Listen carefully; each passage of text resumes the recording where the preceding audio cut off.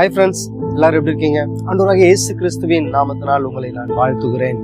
சில நேரம் இந்த பேரண்ட்ஸ் நம்மளை கண்டிக்கும் போது, பெற்றோர்கள் நம்மளை கண்டிப்பாக நடத்தும் போது நமக்கு ரொம்ப கோவம் வரல. அது சின்ன பிள்ளைங்களா இருந்தாலும் சரி, பெரிய பிள்ளைங்களா இருந்தாலும் சரி, அவங்க கண்டிப்பாக நடத்தும் போது நமக்கு ரொம்ப கோவம் வரும், எரிச்சல் வரும், கோவப்பட்டுருவோம். அதே போல தான் பரம தகப்பனாகிய ஆண்டவராகிய இயேசு கிறிஸ்து சில சிக்ஷையின் பாதையில, சில சோதனையின் பாதையில நம்மளை நடத்தும் போது நம்ம ரொம்ப கோவிச்சுக்கிறோம்ல. ஆண்டவரை நிந்திக்கிறோம், ஜெபம் பண்ண மாட்டோம், துதிக்க மாட்டோம், ஆண்டவர்கிட்ட முறுமுறுக்கிறோம், ஆண்டவர்கிட்ட சண்டை போறோம், ஆண்டவரை நீங்க இருக்கிறீங்களா இல்லையா அப்படின்னு எல்லாம் கேட்கிறோம் இல்லையா?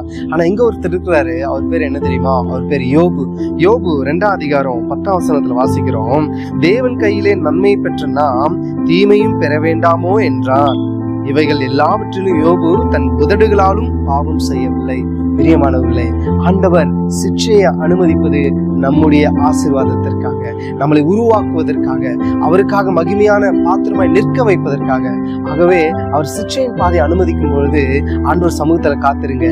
கர்த்தர் பெரிய காரியங்களை செய்வார். முறுமுறுக்காதீங்க, அவர்கிட்ட கோச்சிக்காதீங்க.